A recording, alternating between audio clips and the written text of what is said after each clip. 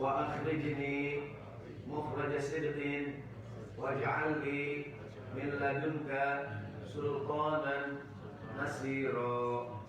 Nah begini, biasanya kan kita tuh kalau lagi tawaf ya dulu ada mimin depan tuh. Kalau sekarang udah canggih udah pakai headset ya. Dulu tuh kalau tawaf sebenarnya kita tidak ada bacaan khusus ketika tawaf. Boleh baca apa aja gitu. Cuma kan kita kalau dari Indonesia dikasih buku panduan tuh. Nah, banyak banget tebal gitu. Nah, sebenarnya kita boleh baca apa aja gitu. Nah zaman dulu kan Allahumma ene itu yang bimbing jatuh, aduh gitu. Kadang-kadang ada jamaah yang fokus lihat buku ada kan tuh? Iya. Dia nunduk kan gitu tuh. Keluar mesti pas saya keluar. Dia bisa dari grupnya. Ya betul. Nah jadi sebenarnya ketika kita tawaf itu tidak ada bacaan khusus, namun dia mengatakan dari rukun Yamani ke Hajar Aswad bacanya Rabbana Atina. Ya kan? Dari Hajar Aswad ke mana nih? Ke Multazam sampai Maqam Ibrahim bacanya tadi tuh Rabbi adkhilni mudkhalas. Nah, ketika Nabi Muhammad membebaskan kota Mekah, isu kita kota Mekah banyak patung-patung berhala-berhala. Nah, Nabi ketika masuk ke Mekah membaca doa ini. Ya Allah, masukkan aku dengan cara yang baik dan keluarkan aku juga dengan cara yang baik.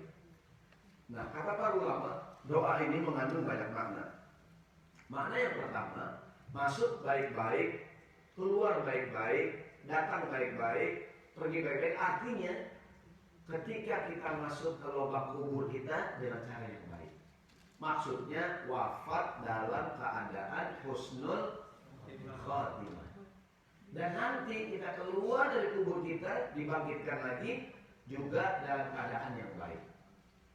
Nah ini makna yang kedua. Jadi doa ini banyak makna. Yang pertama saya ulangi. Doa ini makna yang pertama, masukkan aku baik-baik, keluar baik-baik. Maksudnya seorang masuk ke lubang kubur dengan baik, wafatnya husnul khatimah. Dibangkitkan dalam keadaan baik juga. Makna yang kedua, seorang itu datang kemanapun datanglah baik-baik.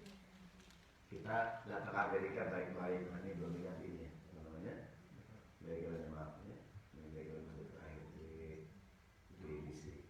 Nah, saya ini dulu. Oke. Jadi masuk baik-baik itu yang kedua artinya kemanapun kita datang, datanglah dengan baik-baik. Datang Amerika baik-baik. Kalaupun nanti dia pulang ke tanah air, pulangnya baik. Jangan sampai masuknya tidak izin, pulangnya nggak pamit gitu. Ya nggak? Datang tak diundang, pulang tak diantar. Oh jalan gitu ya. Karena ada orang yang begitu tuh. Ada orang yang datangnya nggak bilang-bilang gitu, ya kan? Datangnya nggak bilang-bilang. Ketika dia udah bilang, maaf dulu, udah salah teknis. Oke. Ya. Mantul. Baik, siap. Oke. Ya. Ini.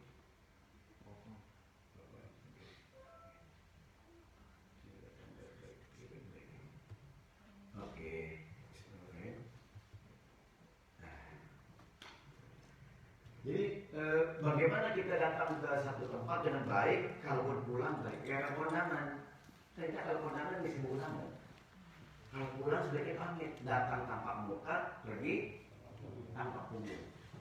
Jangan datangnya nggak bilang-bilang siapa tuh.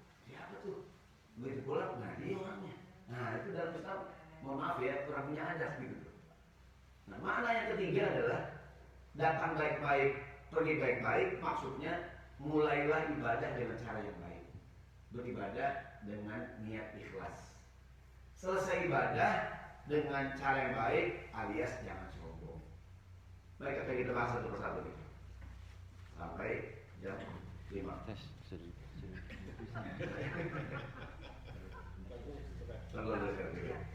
Jadi datang baik-baik di sini artinya pertama tuh seorang itu datang apa namanya? Oke, screennya kita share dulu. Bismillahirrahmanirrahim. Yang ini ya. Loh. Oke. Jadi mana yang pertama, seorang itu masuk ke lubang kubur dengan cara yang baik. Ini makna ada khil nih, mau deklarasi begini, Allah masukkan aku dengan cara yang baik, artinya masukkan aku ke lubang kuburku dengan cara yang baik. Maksudnya tadi meninggal dalam keadaan husnul khatimah. Gitu. Maka di antara doa kita yang sering kita baca, Allahumma inni as'aluka husnal khatimah wa a'udzubika min su'il khatimah. Maka dianjurkan, mohon maaf, orang kalau menjelang sakratul maut disuruh dibimbing, ditakin namanya. Ditakin, di telinganya kita bilangin la ilaha illallah. Ustaz, ini kakak saya udah bisa ngomong, Ustaz. Dia koma, ada orang koma. Tapi kan belum titik. Ini kan masih koma ya, artinya kita bimbing. Ustaz, dia nggak dengar, baca aja kita, nggak apa-apa. Ini kan kita baca, ini kan di telinganya ini ditakin namanya. Kata Nabi, lakinu mautakum biqauli la ilaha illallah. Ustaz, saya takut kalau bisa takin la ilaha illallah. Saya takut nggak sampai, Ustaz. Baru saya bilang la ilaha, ini enggak. La ilaha dari Tuhan, Ustaz, artinya. Akhirnya saya bisikin di telinganya, Allah, Allah, Allah. Saya bilang nggak usah, sempurna aja bilangnya di telinganya. La ilaha illallah. Kan mungkin juga di Istiqlal saya kata kalau belum boleh kapan-kapan bikin pelatihan pengurusan jenazah. Termasuk juga bagaimana menghadapi orang yang sedang dalam keadaan sakratul maut.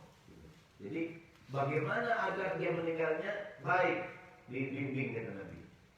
Nah jadi Ustaz, ada orang meninggalnya tidak mengucapkan la ilaha, apakah meninggal nggak baik? Nggak juga. Nah, ada pendapat yang kedua, pengertian meninggal dalam keadaan meyakini la ilaha, artinya kata Quran, wala tamutunna illa wa antum muslim, jangan sampai kita meninggal kecuali keadaan beriman. Gitu. Jadi meninggalnya baik-baik. Gitu. Ada tuh di kan viral, itu bapak ada orang di Jakarta Indonesia, ya pernah ada pengajian bapak-bapak, dia lagi ngaji, dia bertanya. Bagaimana cara bertemu Rasulullah, ya kan? Abis tanya ngapain tuh? Meninggal. Gitu. Bentar abis aja ada mana? Apa kan ada yang mau bertanya? Ada peristiwa terjadi, ada bapak-bapak abis ngaji nanya meninggal. Bentar dia meninggal. Baik, jadi makna pertama adalah seorang itu meninggal masuk ke lubang kubur dengan cara yang baik, maka disuruh kita mentalkin. Kalimatnya la ilaha illallah. Jangan nih bapak mau meninggal, anaknya nanya, Pak, di mana surat mobil? Di mana surat tanah? Kan ya anak kurang semua kan. Jadi bapaknya bukan dibimbing ya, maka dibimbing itu la ilaha illallah, ditalkin dan ditalkin. Nah, ini mana yang pertama, masuk ke lubang kubur dalam keadaan baik, husnul khatimah. Nanti dibangkitkan dari kubur juga dalam keadaan baik. Dia dibangkitkan. Kan ada beberapa riwayat yang kita lihat. Sahabat Ibnu Abbas mengatakan ada ilmu mudkhala sidin, artinya al-maut, meninggalnya baik. Dan keluar dari kubur juga keluarnya dalam keadaan baik juga. Ada ayat Al-Quran yang menjelaskan bahwa semua orang akan dibangkitkan dari alam kuburnya. Saya ulangi, mana yang pertama, masuk ke kubur dengan cara baik, meninggalnya husnul khatimah. Maka itu katanya ada riwayat orang akan meninggal sesuai kebiasaannya. Ada orang yang kebiasaannya, ada orang yang baca Quran meninggal. Walaupun tidak sedemikian ya. Gitu. Intinya meninggal dalam keadaan meyakini la ilaha illallah. Gitu. Seperti di Amerika anak kita bilang, anakku silakan kamu mau beraktif, kita sediakan meninggalkan sholat. Wala tamutunna illa wa antum muslimun, jangan sampai meninggalkan keyakinan la ilaha illallah. Kemudian kalau maksudnya baik, kalau lubang kubur dibangkitkan baik juga. Apa maksudnya? Wa anna as-sa'ata atiyatun la raiba fiha wa anna Allah yab'atsu man fil kubur. Kiamat pasti akan datang dan semua orang akan dibangkitkan dalam kuburnya. Rasulullah mengatakan dari sahabat Jabir, Rasulullah bersabda, yub'atsu kullu 'abdin 'ala ma mata 'alaihi. Seorang akan dibangkitkan tergantung dia keadaan saat meninggal. Ada orang meninggal dalam keadaan tidak baik. Yang pertama contohnya, Ada orang nanti bangkit dari kubur dan keadaan buta, dia nggak bisa melihat. Padahal di dunia bisa melihat, gitu. Ini ayat ini. Bismillahirrahmanirrahim. Kelihatan ada yang ini. Kita baca sama-sama ya. Yang di rumah kelihatan yang di rumah. Kita baca sama-sama ya. A'udzubillahi minasyaitonirrajim. Bismillahirrahmanirrahim. Wa man a'rada an dzikri fa inna lahu ma'isyatan dhanka wa nahsyuruhu yaumal qiyamati a'ma. Barang siapa yang berpaling dari peringatanku, berpaling dari Al-Quran, sesungguhnya baginya di dunia kehidupan yang sempit, dan kami, kata Allah, akan menghimpunnya, membangkitkan hari kiamat nanti dalam keadaan matanya buta. Dia nggak lihat. Dia berkata, ya Rabbi, lima hasyartani a'ma, ya Allah, kok aku buta, wa qad kuntu basiran, ini aku bisa lihat, kok aku buta sekarang ya Allah? Allah jawab, qala kadzalika atatka ayatuna fanasitaha wa kadzalika al-yauma tunsa. Di dunia dulu engkau melupakan ayat-ayatku, jarang baca Quran. Ya kan? Maka hari ini engkau aku bangkitkan dalam keadaan buta. Mudah-mudahan, mohon maaf, sesibuk apapun kita baca Quran. Sibuk apapun kita baca Quran. Ya kan sekarang di handphone ada nggak Qurannya? Ada ya, sekarang ada Quran digital, ada segala macam lah gitu. Kan di handphone ini ada ini, ada tuh data penggunaan aplikasi ya. Yang paling banyak biasanya apa nih yang dibuka? WhatsApp yang juga ke atas tuh. YouTube nomor 2 itu tuh, WA. Aku kan paling bawah tuh. Ya, nggak tahu kalau handphone bapak sama ya. Gimana caranya Quran naik ke atas Pak? Gimana caranya Bu? Balik gitu. Quran naik ke atas tuh. Nah mudah-mudahan menurut saya, mudah-mudahan aplikasi Quran di handphone gitu termasuk yang sering kita buka juga gitu. Sehingga dia bisa naik, jangan sampai paling bawah banget gitu. Kan kalau sering kita buka, naik kan deh? Naik tuh. Nah biasa aplikasi yang paling sering kalau ke atas tuh, biasanya WhatsApp gitu kan gitu, terapa gitu kan. Nah ini mudah-mudahan aplikasi Quran di handphone kita nih bisa naik tuh. Naik jadi aplikasi yang sering kita buka gitu. Karena orang yang di dunia tidak akrab dengan Al-Quran dibangkitkan dalam keadaan tidak bisa melihat. Ya Allah, kok Allah bisa melihat, kan ini bisa melihat. Di dunia engkau melupakanku, hari ini engkau lupakan. Gitu kata Allah. Ini contoh orang yang dibangkitkan dalam keadaan buta. Yang kedua, ada orang yang dibangkitkan dalam keadaan, ada orang yang bangkit bersama Qarun, Haman, Fir'aun, dan Ubay ibn Khalaf. Ini orang jahat semua nih. Rasulullah bersabda, siapa yang menjaga sholat, dia akan mendapatkan cahaya, penerang, keselamatan pada hari kiamat nanti.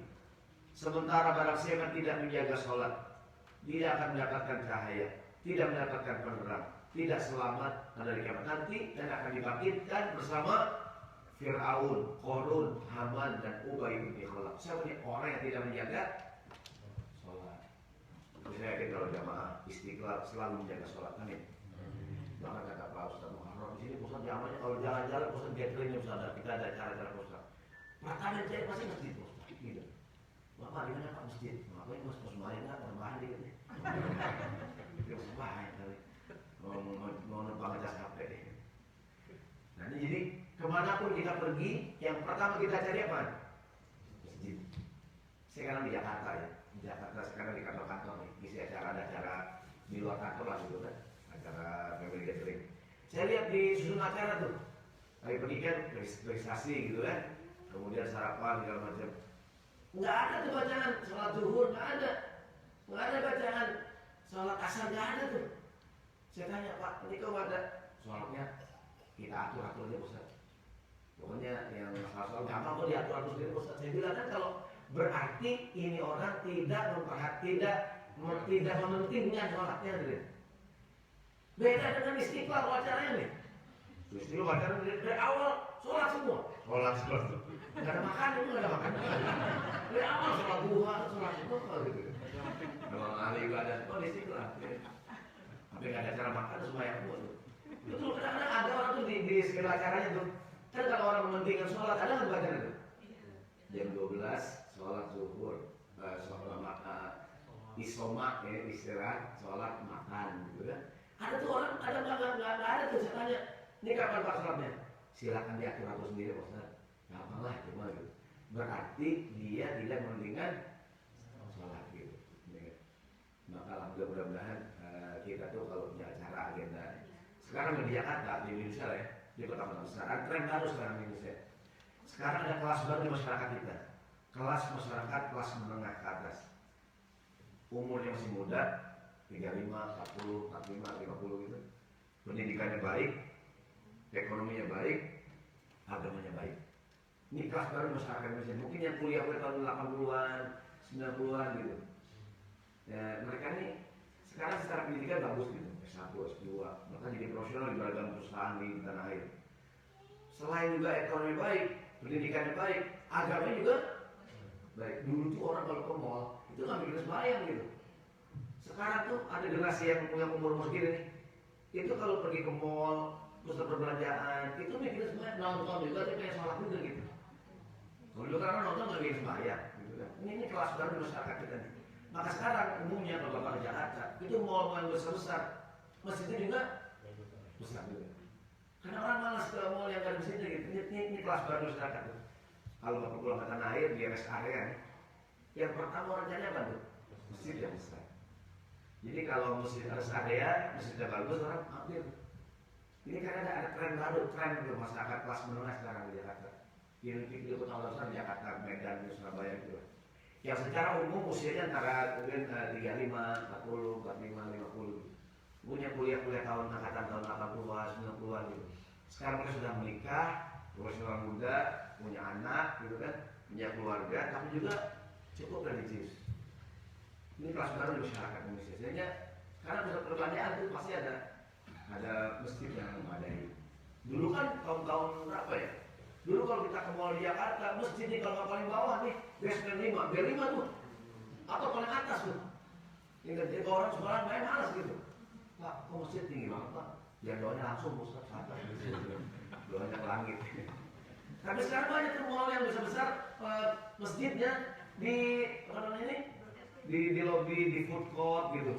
Ini tren baru, tren baru. Maksudnya sekarang banyak anak muda, keluarga muda yang agamanya, yang ekonominya baik, pendidikannya baik, komitmen agamanya juga baik. Dan ini kelas baru gitu, kelas baru di masyarakat Indonesia. Dan mudah-mudahan kita tergolong orang yang mementingkan sholat. Termasuk anak-anak kita, silakan kamu dimanapun sudah jangan sampai lupa mengerjakan sholat. Orang yang mengabaikan sholat hari kiamat dibangkitkan dalam keadaan buruk, berkumpul bersama Fir'aun, Qarun, Haman dan Ubay bin Khalaf. Ada juga orang yang dibangkitkan dalam keadaan miring. Siapa nih? Rasul bersabda, "Man kanat lahu imra'atani." Siapa suami punya istri lebih dari satu? Amin. Dan amin. Kemudian famala ila ihdahum, tapi dia enggak adil. Begitu hari kiamat dibangkitkan dalam keadaan wa ihda syaqaihi saqitun. Keadaan miring sebelahnya gitu. Begini, orang mungkin mohon maaf kalau punya istri dua boleh, tapi harus adil. Ini kita di rumah istri yang pertama sakit mulut batuk, masuk angin. Istri yang muda seger gitu, seger. Mandi mulu mandi. Nah, ada orang punya istri 3, seminggu berapa seminggu? 7 hari, 2 hari di sini, 2 hari, sehari di musola istirahat. Emang gak capek gitu. Baik, kita sambung. Jadi intinya apa? Masuk ke kuburnya baik, meninggal juga, kemudian nanti dibangkitkan dalam keadaan baik. Ini makna yang pertama. Maka doa kita, Allahumma inni inna nas'aluka husnal khatimah wa na'udzubika min su'il khatimah. Allah, jadikanlah aku nanti wafat, meninggal dan keadaan baik. Kalau aku bangkit dari kuburan, bangkitnya juga baik-baik. Ada riwayat Rasul yang begini. Kalau Rasulullah SAW, "Idza aradallahu bi'abdihi khairan istakmalahu."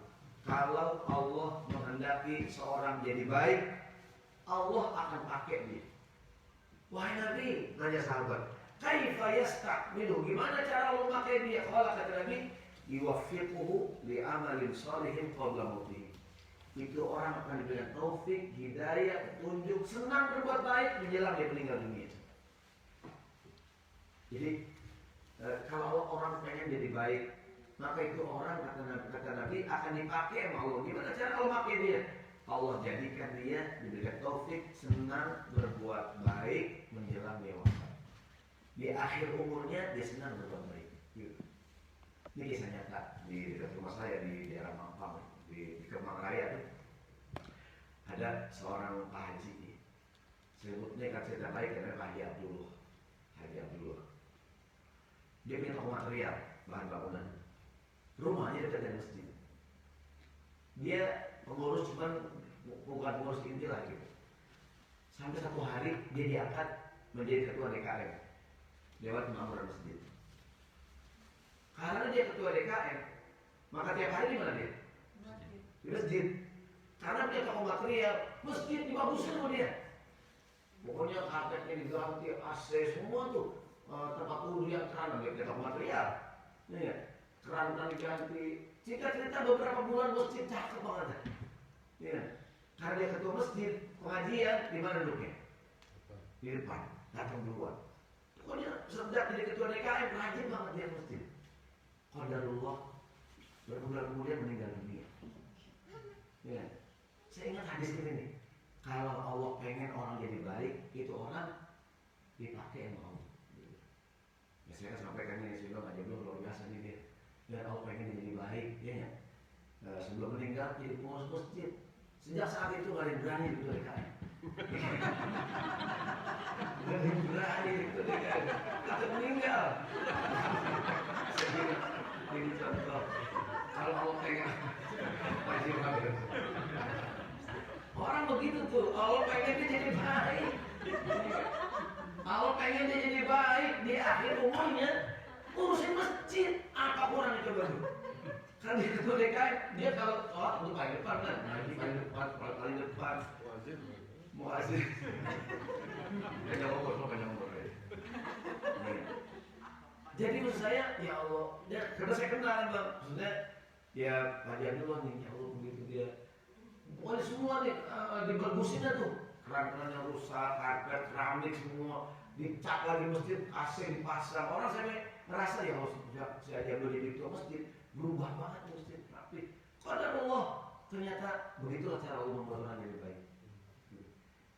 Jadi beragam cara Allah pengen orang jadi baik. Ada kalimat idza aradallahu bi abdi khairan razaqahu khidmatas sholihin wal akhir.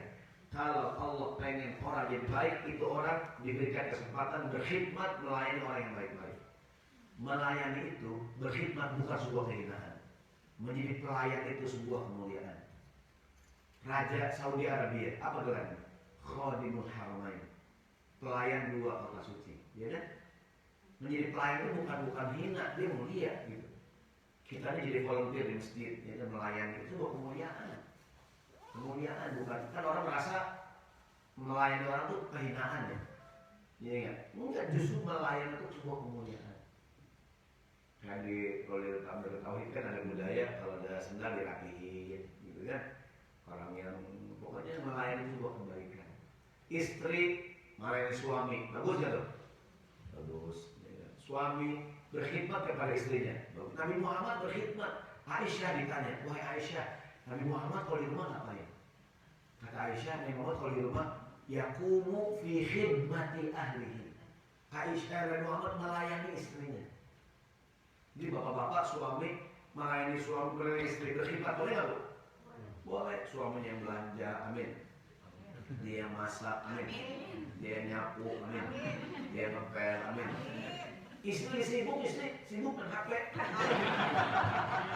Istri lagi game, update status. Ya, sekarang mama milenial.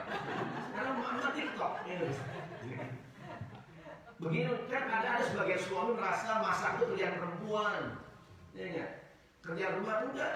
Biasa Nabi Muhammad melayani istrinya. Jadi melayani itu sebuah kemuliaan, bukan sebuah kehinaan. Jadi pengurus masjid sebuah kemuliaan.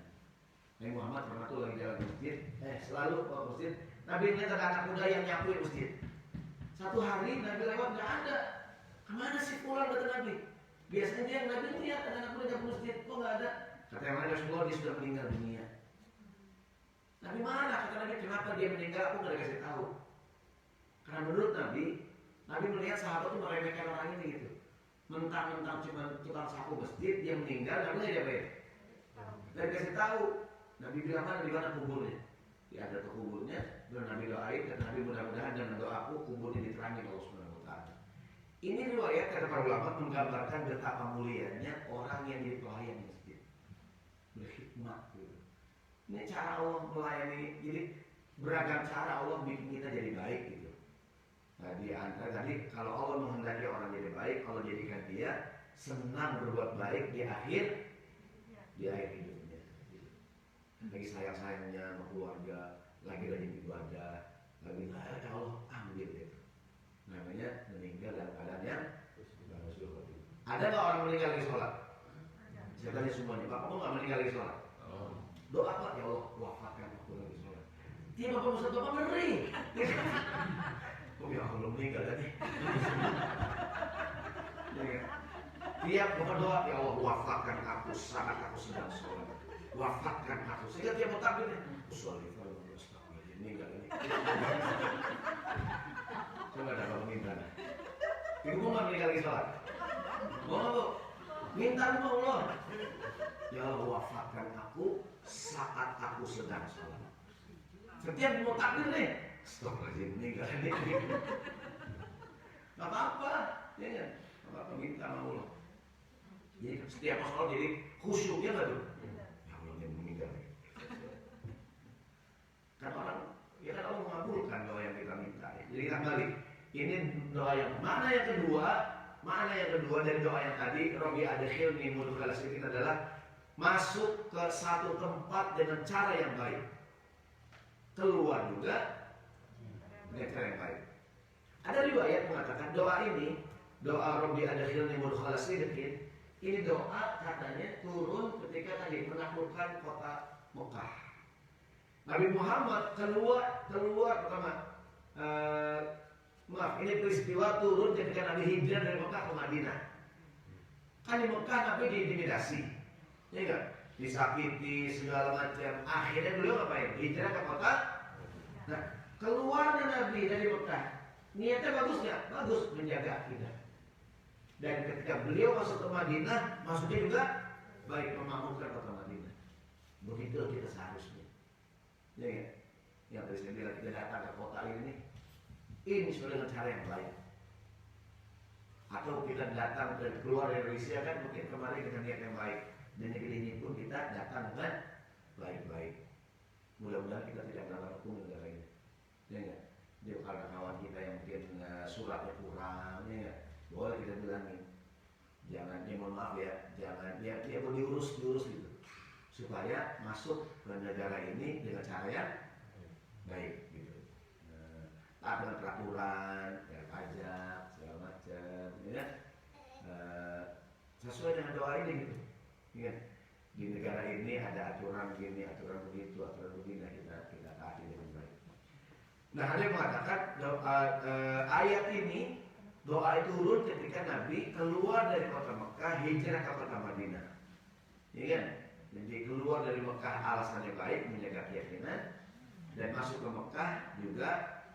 Masuk ke Madinah dengan cara yang baik, memakmurkan kota Madinah. Dulu tuh kota Madinah seperti kota Mekah. Kota Madinah juga dulu tempat orang ya minuman keras, perjudian, segala macam keburukan. Dengan datangnya Nabi Muhammad, datang beliau membawa kebaikan. Kalau bahasa Arabnya, ja'a bil khairi wal barakah. Datang membawa kebaikan dan keberkahan. Kan Nabi Muhammad kan gini Bu. Orang yang baik adalah orang yang ketika dia lahir, dia menangis, semua orang tersenyum. Betul nggak? Ketika meninggal dunia, orang pada menangis, dia ngapain?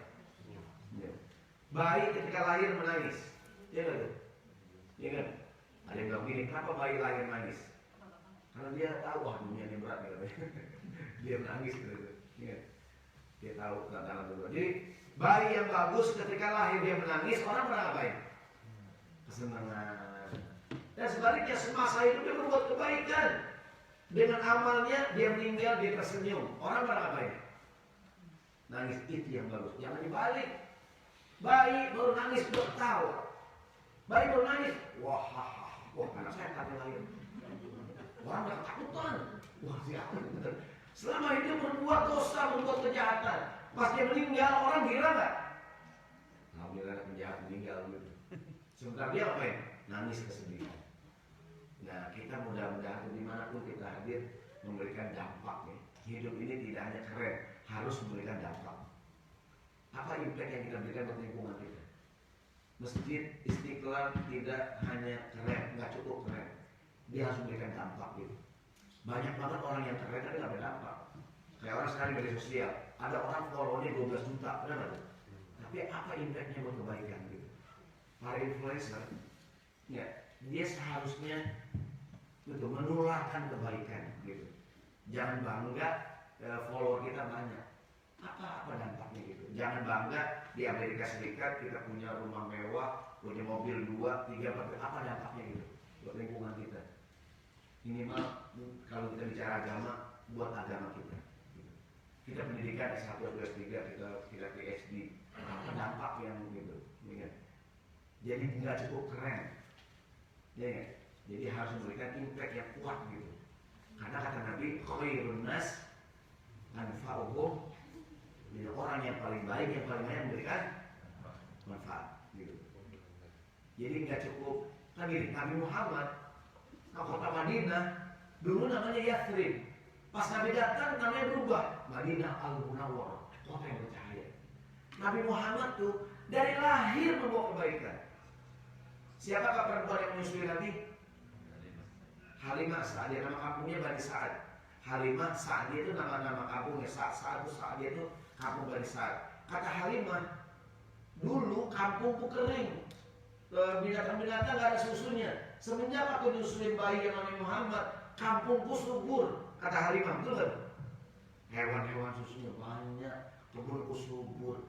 Kata orang ini keberkahan ngurus anak yatim. Ada yang mengatakan inilah keberkahan Nabi Muhammad. Dimanapun dia datang membawa kebaikan. Itulah juga mudah-mudahan niat kita hadir di Houston ini. Ya, kita harus memberikan kebaikan di sini. Kita memberikan dampak gitu. Ada di Istiqlal ini kan, Insya Allah semua mudahkan punya masjid harus memberikan ya kan. Ja'a bil khairi wal barakah. Datang membawa kebaikan dan keberkahan. Meskipun mereka beda keyakinan kita, non muslim segala macam, mereka merasakan hadirnya kita rahmat. Wa ma arsalnaka illa rahmatan lil alamin. Ini Istiqlal menjadi rahmat buat. Inilah misi Islam, misi Islam. Jadi datang baik-baik gitu. Ini adalah doa kita. Ya Allah, adkhilni mudkhala sidqin. Masukkan aku ke Houston ini dengan cara yang baik. Suatu saat nanti mungkin aku pulang ke tanah air atau mungkin mohon maaf kita meninggal dunia di sini meninggalkan kenangan yang baik. Gitu. Kita punya kawan-kawannya kan di sini nih. Jadi Nabi Muhammad tuh ke kota dirawat disusui oleh Halimah. Dalam Islam tuh kalau ibu punya bayi boleh disusui oleh orang lain. 5 kali disusuin anak ibu jadi anak dia. Ada nggak ibu lahir nggak punya ASI? Boleh nggak perempuan lain nyusuin anak dia? Kalau 5 kali nyusuin, pengertian 5 kali itu dia nyusuin, kemudian besok kata 5 hari nyusuin, maka anak ibu jadi anak dia. Maka anak ibu tidak boleh menikah dengan anak ibu susuannya. Nabi Muhammad boleh nggak nikah dengan anaknya Halimah? Kenapa? Saudara susuan. Gitu. Susuan. Dengan syarat berapa kali nyusuin? 5 kali. Dan usianya 2 tahun. Ada 2 tahun ke bawah gitu. Oh udah ke atas, bapak mikir enggak aman lah. Jadi yang 2 tahun ke bawah jadi anak angkatnya. Gitu, anak angkatnya. Contoh begini, ada tetangga. Ada nggak tetangga senang dengan tetangganya? Benar ya? Kata anak laki ini, Mama, aku menikah dengan siapa? Dengan anak tetangga nih, Ma. Kata ibunya, nah, itu perempuan yang kamu suka itu dulu masih bayi, Mama yang nyusuin. Boleh nggak dia nikah? Nggak boleh. Kenapa nggak boleh? Susuan. Akhirnya dia putus, maaf ya dek, kita harus menikah. Cintaku terhalang susu makmu. Dia bisa, dia nggak jadi nikah. Nah maka ibu-ibu jangan sembarangan nyusun apa. Mungkin di Houston nih ibu punya bayi atau punya bayi ya, disusuin sama tetangga. Boleh nyusuin, ingat 5 kali nyusuin jadi anak angkat. Nah, Nabi Muhammad tuh dipelihara oleh Halimah Sa'diyah. Kata Halimah, berkah Nabi itu berkah. Saya ulangi sekali lagi, mudah-mudahan kita menjadi orang yang membawa keberkahan. Kita nih jadi menantu dari mertua kita, betul kan? Mudah-mudahan kita menantu yang bawa berkah. Ya enggak? Kan kita nih menantu ya dari keluarga suami kan? Atau suami menantu keluarga istri. Ada ibu cerita, Pak Ustadz, saya punya, semoga ibu-ibu menjadi istri yang bawa berkah buat suaminya. Semoga bapak menjadi suami yang bawa berkah buat istrinya. Ada bapak cerita, Pak Ustadz, saya punya istri berkah banget, Pak Ustadz. Dulu waktu masih bujangan, saya usaha saya punya ruko, Pak Ustadz, punya toko gitu, kontrak, Pak Ustadz. Saya kontrak, sejak nikah sama dia punya kontrakan, Pak Ustadz, punya toko sendiri. Gimana Pak ceritanya? Dia anaknya punya kontrakan, Pak Ustadz. Berarti ini perempuan bawa berkah nih. Dapat anaknya, udah saya. Belum dapat anaknya, dapat kontrakan. Kurang berapa menit ada? Belum. Jadi semoga saya ulangi, semoga di semua kita kan menantu dari mertua kita, betul kan? Semoga kehadiran kita membawa berkah buat keluarga mertua kita. Amin. Ya. Ya Allah Pak Ustadz, saya punya menantu Pak Ustadz. Dulu keluarga kami kalau arisan ngobrol dong Pak Ustadz, makan dong, ngomongin dong, gibah Pak Ustadz. Sekarang sejak punya menantu dia Pak Ustadz, yang dia rajin bisa bimbing doa Pak Ustadz. Ini menantu saya Pak Ustadz, dia gitu tuh, jadi datangnya kita bawa berkah gitu. Dulu kalau arisan udah ngomong makan, sekarang sholat berjamaah gitu tuh. Saya ulangi sekali lagi, kehadiran ini Istiqlal, saya yakin sudah bawa berkah, semoga terus membawa keberkahan. Jadi ini Amerika, di Texas nih, ini kan Allah jadikan ini wilayah banyak sumber daya alamnya ya. Semoga menjadi berkah dan keberkahan Istiqlal. Dengan semoga mesti kami kita bangun ya Allah berikan kemudahan keberkahan. Dan harus begitu niatnya. Jadi tidak hanya keren, tapi harus memberikan dampak. Gitu. Karena keren aja nggak cukup. Ada orang follow-nya banyak, hartanya banyak, ilmunya banyak tuh, mohon maaf ya. Banyak orang pintar di tanah air, tapi nggak berdampak gitu. Nabi yang bilang, khairun nas anfa'uhum linnas. Orang yang paling baik, yang paling banyak memberikan manfaat. Ibu tuh nggak siapa yang menyusun buku Iqra? Di buku Iqra tuh di belakang ada kayaknya As'ad Humam tuh. Beliau aslinya pedagang batik di pasar di Jogja misalnya. Dia pedagang batik, dia pulang dagang, dia melihat anak-anak belajar ngaji di satu masjid sama anak UGM atau gitu di Jogja sana. Nggak bisa nih anak, dia pulang ke rumah dia nyusun gimana cara ngajarin anak-anak baca Quran sampai dia bikin metode Iqra tuh. Dibantu oleh anak UGM. Sampai terbentuklah metode Iqra yang sekarang populer. Itu kan revolusi yang luar biasa tuh. Revolusi penghapusan buta huruf Al-Quran. Itu digagas oleh karena dia berbikin dipanggil Pak Kiai Haji. Dia cuma pedagang batik aslinya. Pedagang batik di pasar Yogyakarta. Cuma dia pulang dagang ke orang. Nah dia punya dia bikin metode dengan UGM. Jadi metode Iqra. Orangnya meninggal akan tahu keberkahannya masih ada nggak? Buku Iqra sampai ke Houston. Buku Iqra ya nggak? Bahkan dipakai di Malaysia, di Brunei, di Singapura tuh metode Iqra. Itu contohnya kadang-kadang kecil tapi memberikan dampak gitu. Nah inilah datang baik-baik. Semoga kita sekarang ini datang ke negeri ini memberikan dampak. Kita secara individu, ya secara individu, kita bekerja di kantor kita. Mudah-mudahan keberadaan kita bukan cuma nyari duit, bukan cuma nyari dapat gaji doang ya, tapi lebih dari itu gitu. Di kantor kita bekerja walaupun semua non muslim hadirnya kita menjadi rahmat gitu. Ja'a bil khairi wal barakah. Doanya ada khilni mudkhala sidqin wa akhrijni mukhraj sidqin. Allah masuk anakku dengan cara yang baik. Aku hadir ke kantor ini membawa keberkahan. Ya, di Jawa Timur, Jawa Tengah, Jawa Timur ada ibu namanya Ibu Sri Mumpuni, pernah Ibu Sri Mumpuni? Dengan wanita listrik ya. Wanita listrik. Jadi ibu ini dia kalau dia di kampung itu di Jawa Tengah masalah. Dia membuat pembangkit mesin dengan tenaga sungai masalahnya. Tenaga air ya. Sehingga menerangi banyak kampung di itu. Tapi pemerintah belum sanggup mau menjangkau wilayah itu. Itu ibu namanya wanita listrik masalah dia, Ibu Sri Mumpuni. Dan banyak lagi orang-orang yang memberikan Jadi tidak hanya keren, tapi harus memberikan dampak, memberikan pengaruh yang baik bagi umat kita. Seperti Nabi Muhammad Shallallahu Alaihi Wasallam. Di Mekah dia baik, datang ke Madinah dia baik, begitu para sahabat radhiyallahu anhu. Madagaskar, kalau bahasa disuruh Komar ya, Maladewa. Ada negara Maladewa ya, Maldives. Itu kan kepulauan ya, mayoritas Muslim. Kenapa Maldives bisa Islam? Ceritanya kalau nggak salah ada pengembara Muslim, Ibnu Battuta, orang Maroko.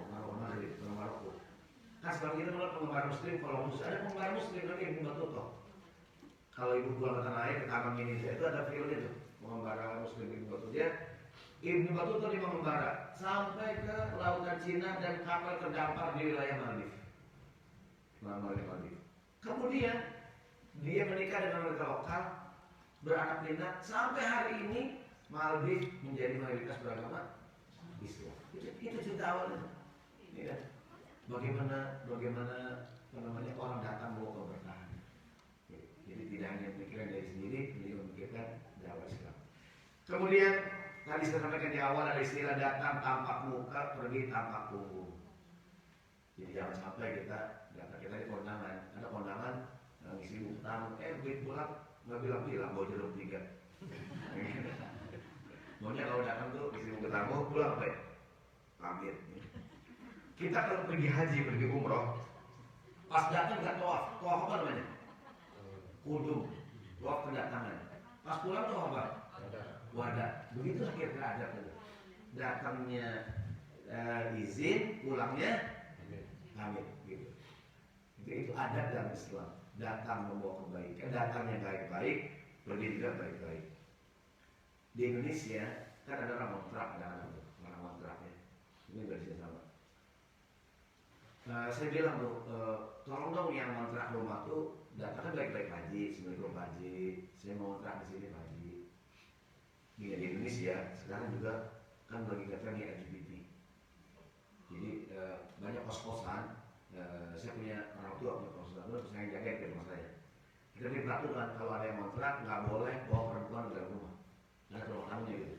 Terus dia masuk pakai mas kalau ada tamu perempuan di ruang tamu. Satu hari ada natak itu mengontrak. Saya bilang maaf ya mas kalau ada tamu perempuan di ruang tamu. Tenang aja Pak Haji, saya mah aman. Gitu. Tenang aja Pak Haji, saya mah aman. Gitu. Sekarang peraturan dirubah. Kalau laki gitu perempuan di luar. Karena sekarang ternyata itu sekarang dirupakan jeruk ngetren. Dulu peraturannya sama perempuan di luar, laki-laki apa-apa. Sejak saat dia bilang tenang aja Pak Haji, saya mah aman. Sekarang kamu laki perempuan di luar. Nah orang kontrak saya bilang gini, kan orang kalau kontrak baik-baik ya. Saya mau kontrak di sini, silakan gitu kan. Tahun pertama lancar, mungkin bulan pertama lancar, bayarnya lancar. Mulai mogok nih, ya nggak nih? Mulai mogok, mulai nggak bayar, ya nggak. Pas tengok udah nggak ada orangnya. Ada nih, keran air boleh copot, bola boleh copot, ada orang. Berarti dia masuknya baik, keluarnya nggak baik gitu. Pelit tuh sampai lampu-lampu dicopotin gitu tuh. Ya Allah nih orang tega banget. Ada mesin cuci terus tanda tinggal. Maksudnya, maka kita pun di negara ini ya nggak. Kita pun dimanapun kita hadir. Kalau mau datangnya baik. Kalaupun kemudian pulang keluar yang baik. Nah, ini doa yang bagus kita baca. Adkhilni mudkhala sidqin wa akhrijni mukhraja sidqin. Mohon maaf nih. Seperti orang yang menikah, orang berumah tangga. Orang berumah tangga awalnya dalam Islam tuh orang boleh bersatu, orang juga boleh berpisah. Bercerai bukan sebuah kehinaan, bukan. Bercerai itu bukan aib. Karena ya memang kalau udah nggak bisa disatukan jangan dipaksa ya lah. Kalau bisa jangan bercerai, ya nggak. Cuma kalau emang dia harus bercerai mau diapain? Tapi karena dulu nikahnya baik-baik, berpisah juga baik-baik gitu maunya. Ada nggak nikahnya baik-baik, berpisah kayak kucing sama anjing, gitu nggak tuh? Berantem juga tuh. Dulu masih apa namanya, masih awal mula udah gitu kan, high back gitu kan. Pas orang berpisah saling menghina-hina, ada nggak tuh? Benar. Kalaupun bersatunya baik, kalaupun berpisah baik. Gitu. Saya ulangi, bercerai itu bukan sebuah aib ya, bukan sebuah kehinaan, biasa aja gitu. Tapi caranya harus baik. Laki-laki kalau punya istri dinafkahi dengan baik. Kalau udah nggak mau lagi dicerai itu baik-baik. Ada perempuan dibilang istri nggak dinafkahin, dibilang janda nggak dicerain, ada nggak nih? Nah, kesian di perempuan. Dia nggak mungkin suaminya kalau ada beli atau suaminya gitu, nggak jelas statusnya gitu. Ustaz, ada laki suami istri nggak jelas Ustaz statusnya. Ya. Katakan udah lama nggak ketemu suaminya Ustaz. Akhirnya nikah lagi dengan laki yang lain. Perempuan kalau nikah dengan laki yang sebelum dia jelas statusnya nih. Iya. Contoh begini, kenapa kalau ada kecelakaan pesawat kayak apa lah gitu kan? Kenapa mesti ngomong pemerintah korban dinyatakan meninggal? Ya enggak? Kenapa? Agar jelas status suaminya nih. Selama kalau di Indonesia kan KNKT ya, belum mengumumkan status penumpang, ini perempuan nggak boleh nikah dulu. Kenapa? Karena suaminya belum jelas nih. Ya enggak? Nah kecelakaan katakan ini, nggak tahuan sholatnya. Dan pemerintah belum ngumumin, belum berani. Kalau misalnya Malaysia itu berapa bulan baru ngumumin. Atau Malaysia beberapa ngumumin. Kenapa Ustaz nggak dibilang ini yang meninggal kan nggak tahu. Siapa suaminya harus di pohon. Ya, kan nggak tahuan ya kan tuh. Sampai pemerintah bilang semua korban dinyatakan meninggal. Barulah itu perubahan ngitung masa idahnya. Jadi masa idahnya dihitung bukan sejak pesawat kecelakaan, sejak dinyatakan korban meninggal gitu. Artinya ada perempuan nih, suaminya nggak pulang-pulang, dia nikah lagi. Mana bu suaminya? Saya udah janda Ustaz, kecelakaan suami. Pas nikah suami datang ke madami gitu. Dan itu kan nyangsam di pohon. Enak banget lu, gue nyangsam di pohon lu kali lagi. Hampir mati kali bang, mati sembarangan aja lu. Makanya bisa ada kejelasan gitu. Kenapa kalau perempuan mau nikah lagi, suami meninggal ada suratnya. Kalau cerai juga ada sudah jelas gitu. Nggak boleh suaminya nggak jelas, dia nikah lagi. Berarti laki-laki menikah dengan perempuan yang punya suami. Gitu nggak boleh. Harus jelas kalau cerai mana suratnya, kalau meninggal juga mana suratnya. Gitu. Sudah jelas statusnya. Kita kembali ini, kalau menikah juga baik-baik, kalau berpisah dengan cara yang baik. Kau yang mulai, kau yang mulai. Jadi awalnya baik, akhirnya ya ini kan agama Islam itu kan agama yang sangat menjunjung tinggi akhlak yang mulia gitu. Dan datang tanpa wajah, pulang tanpa kubu. Datangnya izin, pulangnya pamit gitu. Jadi ada. Jangan sampai ya awalnya baik-baik gitu kan segala macam. Ternyata kalau kayak gini, kita bisnis join dengan berdua nih. Awal bisnis baik, kalaupun pecah kongsi, pecahnya baik-baik gitu. Jangan awal bisnis baik, begitu gak sepakat, bermusuhan kan? Nah, jangan sampai. Ya. Jadi awalnya baik, akhirnya juga harus baik. Termasuk masuk di grup WhatsApp. Tiba-tiba live nggak bilang-bilang. Konflik 0102. Tiba-tiba live. Kenapa dia live nih? Baper. Ya. Kan gitu, tolong dong masuk saya di grup, ada nggak nih? Masuk di grup kan? Ya namanya orang gini, kalaupun mau keluar dari grup izin. Mohon maaf ya, handphone saya hang nih kebanyakan grup, walaupun basa-basi kan minimal izin lah. Jangan tahu-tahu baper akhirnya hilang gitu. Ke kiri pak. Live ke kiri. Nah ini, jadi kan kadang-kadang ada orang kenapa sih kok dia tiba-tiba live dari grup? Ya, padahal gitu kan, nah gitu. Jadi kalau masuk ke grup WA juga baik-baik, kalau mau keluar juga nggak izin lah minimal gitu. Maaf ya, saya mau keluar dulu, gitu. Baikkan grup. Makna yang ketiga dari doa ini adalah yang pertama maknanya adalah masuk ke lubang kubur dengan cara yang baik, nanti dibangkitkan dari kubur juga dengan cara yang baik. Makna yang kedua tadi seorang datang ke manapun, ke satu tempat, dimanapun dia datangnya baik. Kalaupun nanti dia keluar dari situ, keluarnya juga baik. Gitu. Makna yang ketiga yang akan kita lihat pada siang hari ini adalah masuk ke satu amal ibadah dengan baik, nanti selesai beribadah dengan cara yang baik. Artinya apa? Masuk ke ibadah dengan cara yang ikhlas. Inna sholati wa nusuki wa mahyaya wa mamati lillahi rabbil alamin. Hidupku, matiku, ibadahku semuanya karena Allah. Masuk ibadahnya ikhlas. Buat apa kita pergi haji? Wa atimmul hajja wal umrata lillah. Sempurnakanlah umrah dan hajimu semata-mata karena Allah. Jadi awalnya ibadah itu baik.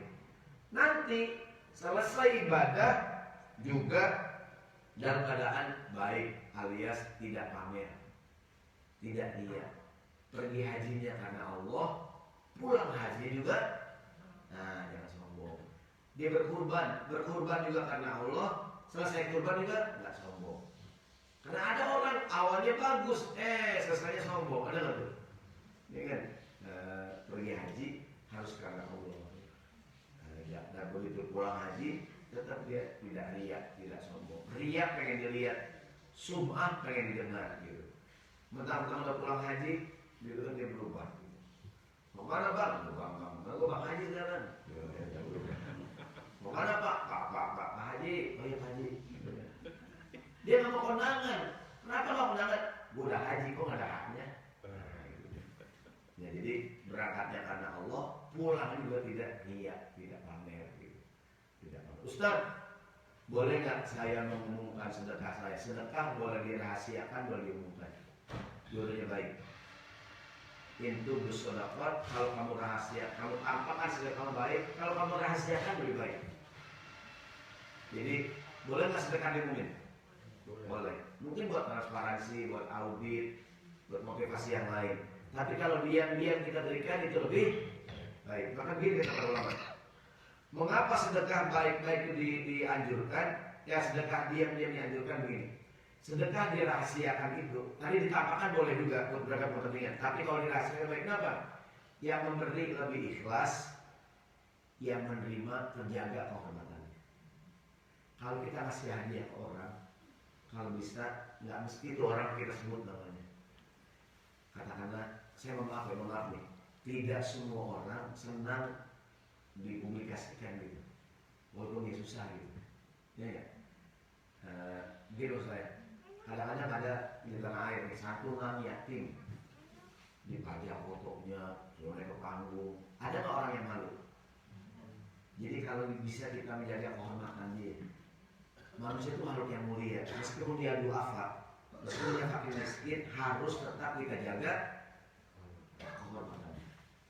Kalau bisa tidak dipublikasikan. Kadang-kadang orang mau ngasih bantuan tuh, ayo nangis. Terlalu eksploitasi gitu, eksploitir. Kenapa? Kadang-kadang ada orang yang kalau nggak perlu banget juga malas dari panggung, ya nggak? Jadi maksud saya, meskipun dia susah, harus tetap kita jaga kehormatannya.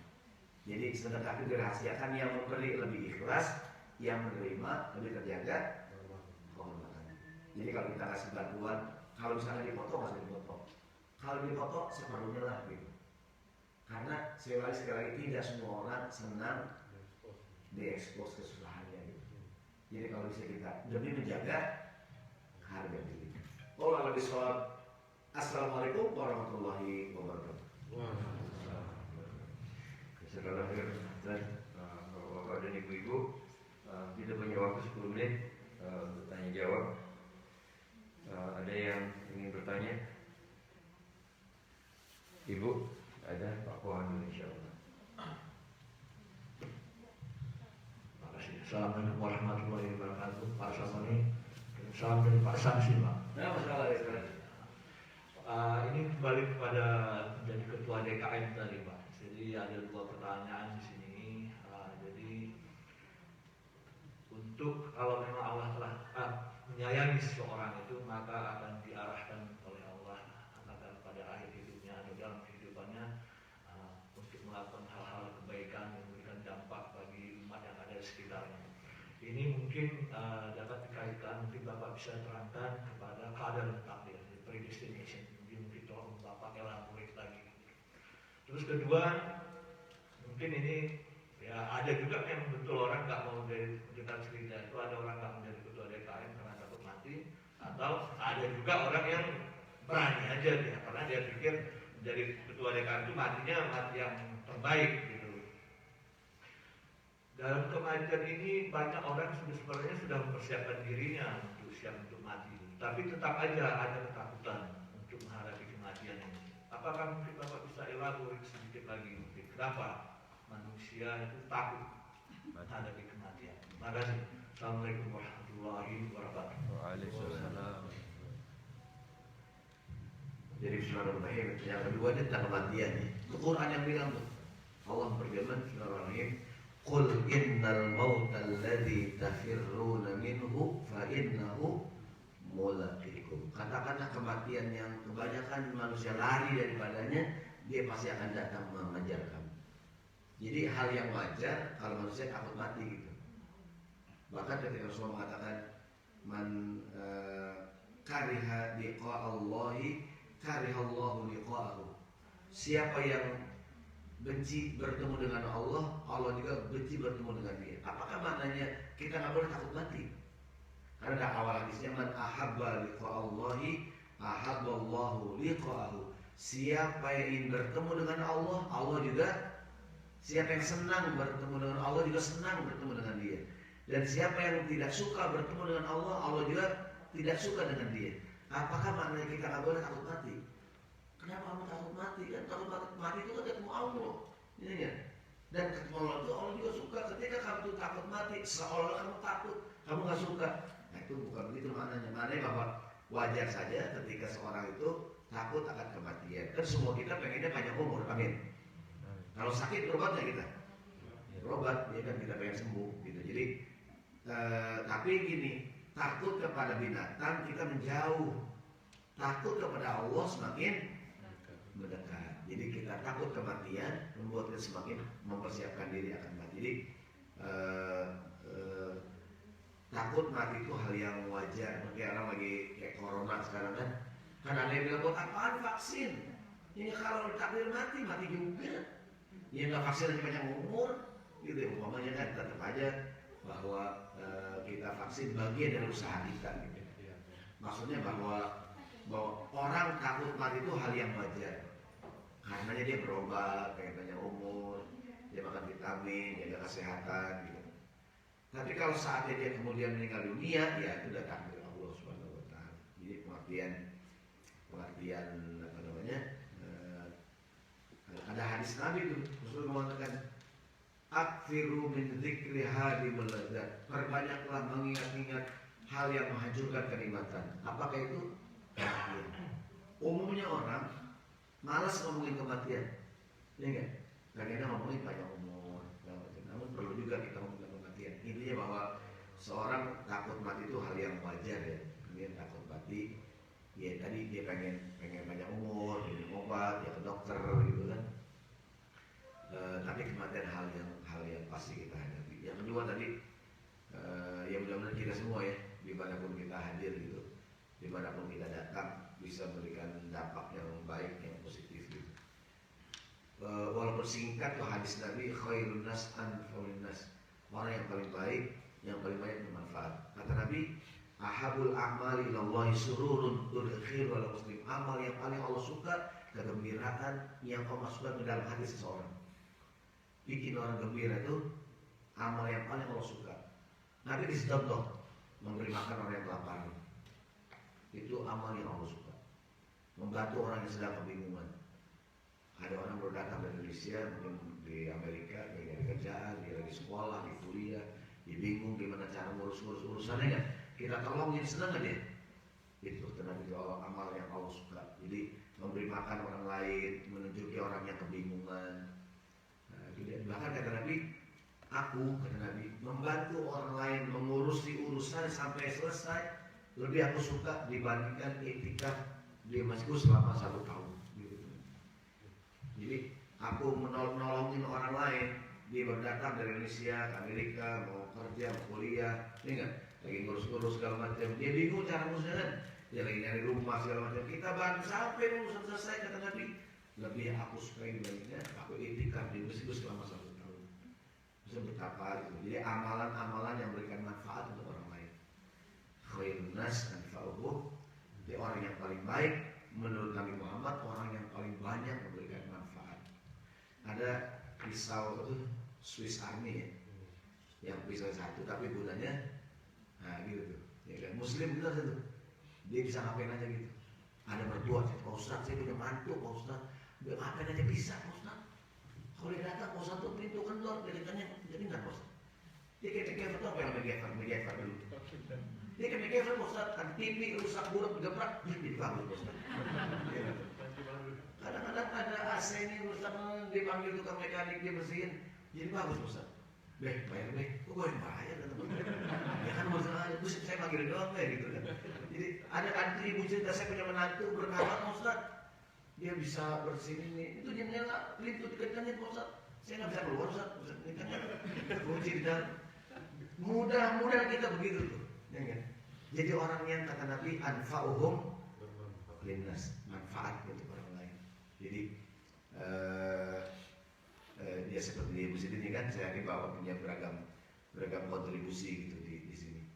Jadi ntar mungkin kita bahas di bagian yang kedua mengenai tuntunan dalam berbuat baik, mengenai keikhlasan, mengenai kontribusi, mengenai kan tidak semua orang sudah dipimpinan ketika kontribusi. Gitu.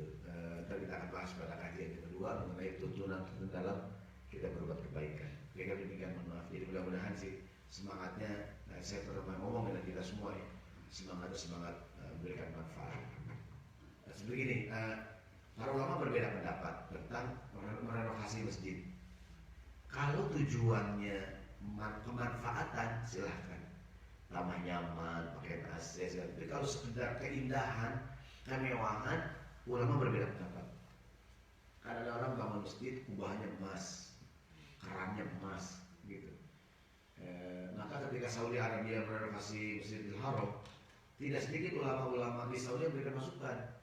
Kalau arahnya kepada perluasan, tapi kalau kemewahan itu di apa namanya, kalau pakai duit jamaah hukumnya nggak boleh, duit pribadi hukumnya makruh. Kalau arahnya sekedar kemewahan gitu. Tapi kalau arahnya kemanfaatan, itu nggak apa-apa gitu. Karena dari zaman dulu juga Masjidil Haram itu kan diperluas karena kebutuhan jamaah. Maka niat kita terbangun masjid bukannya kemewahan tapi kenyamanan jamaah, kemanfaatan gitu. Ada masjid kecil banget, mewah banget, tapi cukup berlima doang gitu. Rumahnya emas berlima doang semuanya, buat apaan kan? Mendingan dia luas, nyaman, karpetnya bagus, jadi bersih, nyaman, sejuk gitu kan, ya AC punya gitu. Nanti kalau arahnya ke yang kemewahannya, nah itu ulama berbeda pendapat gitu. Jadi kalau arahnya kepada ke arah mana, kenyamanan, kamar mandinya bersih gitu kan, nah segala macam lah yang sifat nyaman tuh boleh, karena arahnya kepada manfaat.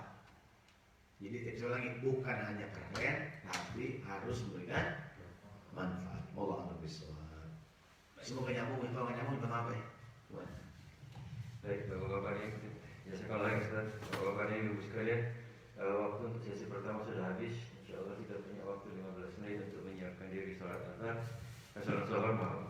Hari ini sama-sama kita tutup sesi pertama ini dengan membaca qiraat asar, Bapak-Bapak majelis. Alhamdulillah syaitan rajim. Bismillahirrahmanirrahim. Wa sallallahu alaihi wasallam. Alladzina amanu wa amilus solihati wa tawasaw bil sabr. Subhanakallahumma wa bihamdika asyhadu an la ilaha illa anta astaghfiruka wa atubu ilaik.